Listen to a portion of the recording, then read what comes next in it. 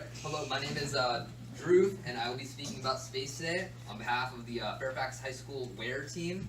Hi, Drew. Yeah, Drew. Woo! That's my boyfriend! Woo! Very funny one. Alright, anyway. So this is going to be a high-level overview of NASA space operations. For a more in-depth view, I would recommend the EPDC Moon to Mars webinar, which this presentation is going to be based on. Let's take heavily based off of. Afterwards, we'll do a Q&A, where a couple of my friends will come up, and hopefully between us, we'll be able to answer any questions you may have. But for now, during the presentation, if you need any clarifications or have any questions or any comments, feel free to raise your hand or whatever. Okay, so the reason we're holding this presentation, all right, my friends and I were entering the NASA WARE competition, all right? All right, the goal of this competition is to design wearable radiation countermeasures, especially during periods of increased radiation in space. So that's what we're doing, and you have them to thank that we're here to do this presentation as part of the outreach that they mandate for the competition. Okay, so on behalf of our team, I'd like to thank Ms. Crewley and Ms. O'Neill for being our coaches for the project, and also a special thanks to Ms. Crewley for letting us use her room. Okay, so before we get into the meat of the presentation, I would like to take a moment to mention the sponsor for this presentation, Epsilon Academics.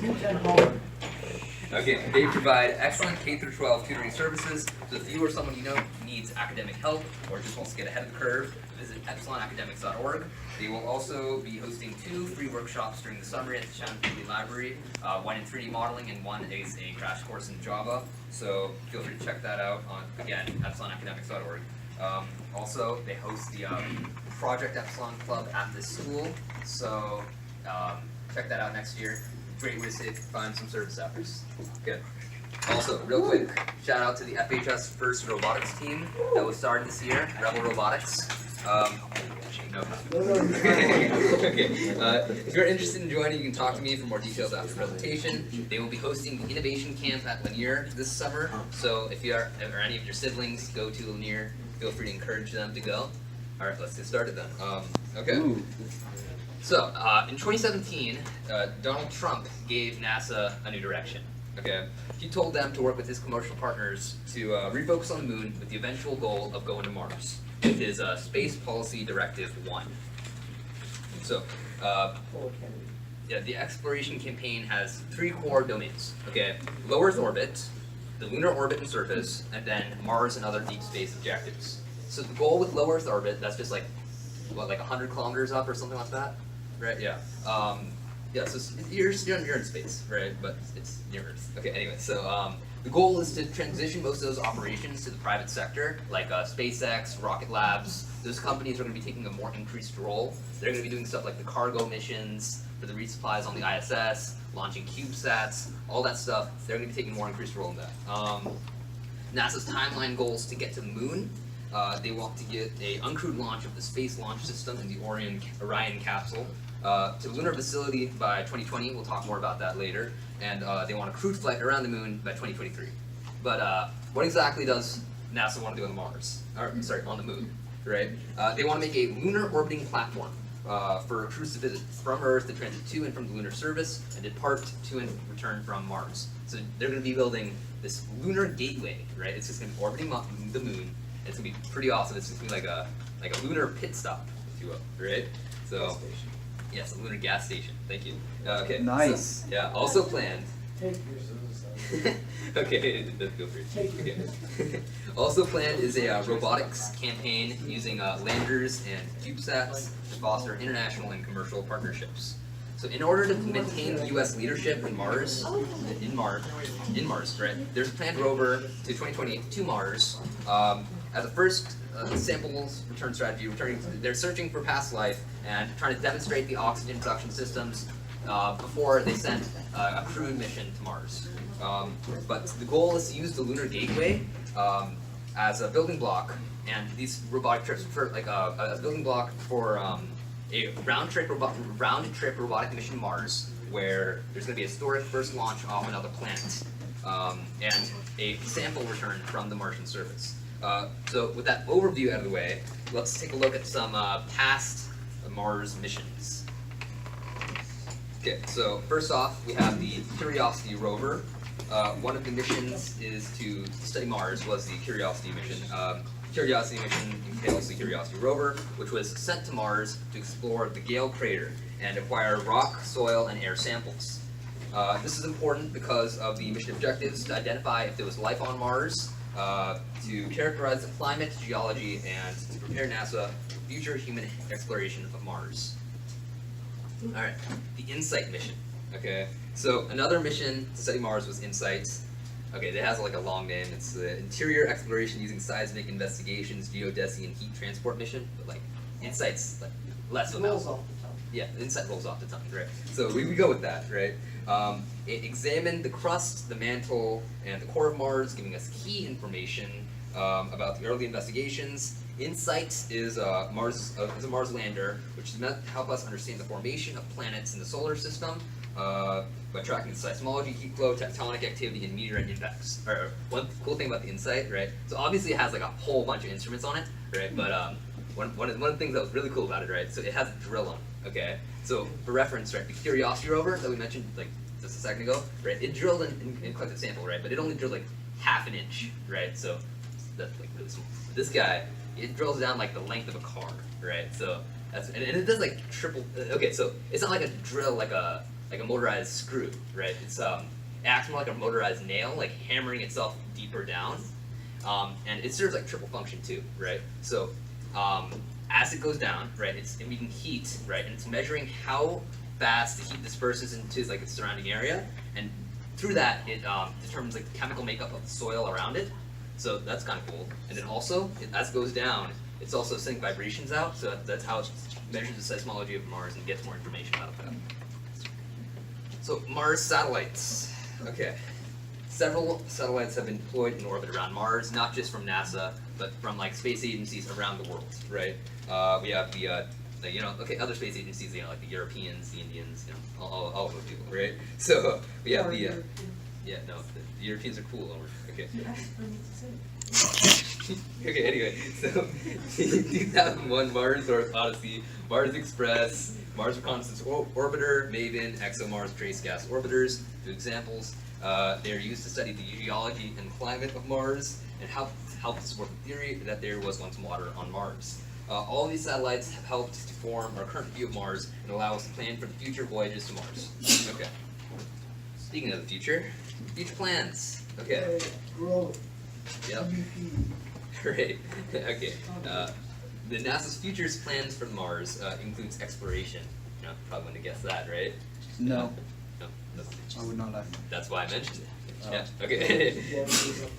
Yeah. Future crews and rovers will be deployed to explore the environment to see if it can be suitable to be inhabited or if materials could be useful. Right.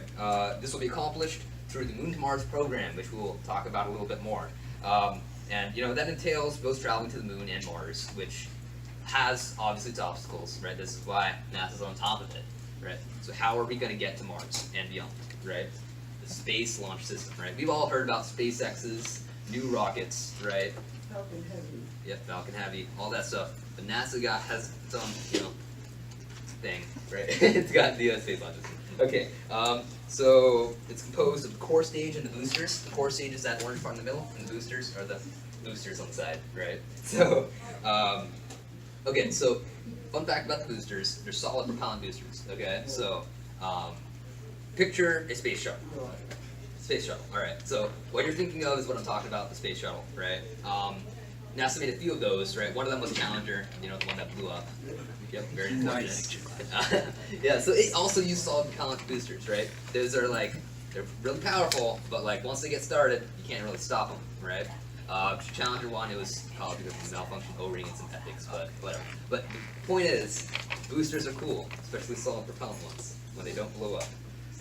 So, the Boeing is building the core stage, and it will become more than 200 feet tall and have a diameter around 27.6 feet. It will store about 730,000 gallons of super cooled liquid hydrogen and liquid oxygen, and that will fuel the RS-25 engines. The RS-25 engine is one of the most tested rocket engines in history. The boosters is going to be the largest, most powerful solid propellant booster ever built. It's going to be stand 17 stories tall, It's going to burn approximately 6 tons of propellant every second, and each booster will generate more thrust than 14 4-engine jumbo commercial airliners. Yes, very fuel efficient. Okay. Yeah, okay. Are you lying to us? It was a joke. Okay. So, yeah, inside joke, right? So, the Orion Multi-Purpose Crew Vehicle is a spacecraft intended to carry a crew of 4 astronauts to destinations at or beyond low Earth orbits. So the SLS that we talked about before, right? That's a transport vehicle. The Orion is the cargo. Okay, that's how we're going to get people to Mars and beyond. So it's composed of 3 parts: the launch abort system, the crew module, and the service module. It is. Okay. Anyway, so yeah. So the launch abort system. Okay. It's positioned atop the Orion crew module. It's designed to protect astronauts if something goes like really wrong and everything fails. So, anyways, it's just like a giant eject system, right? Except it weighs like 16,000 pounds. Yeah, it can be activated within a millisecond, which is kind of cool. It's composed of 3 slow propellant motors: the abort motor, the active control motor, and the jettison motor. Okay, so the crew module, right? The crew module carries 4 people, and it provides a safe habitat for the crew from the whole stages. It has life support, avionics, power, advanced manufacturing techniques, everything that you would expect, right?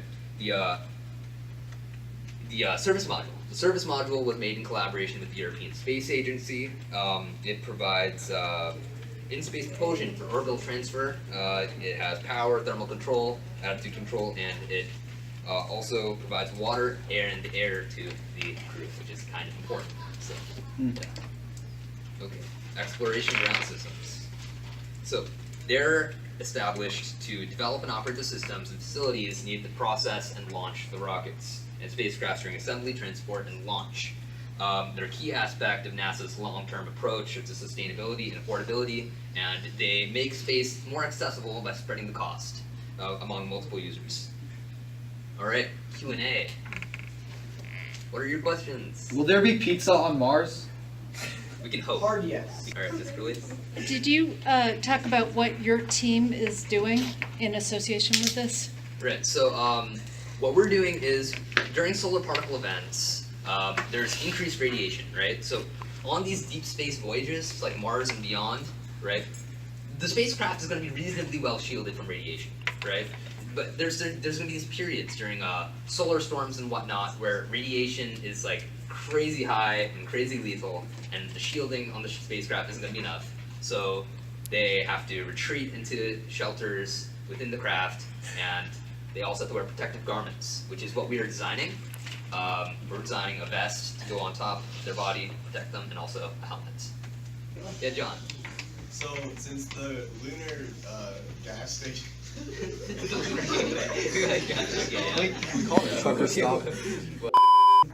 Alright, any other questions? No? Alright, cool. Thank you. My email's up there if you need anything. Alright. Yeah. I love you, Drew!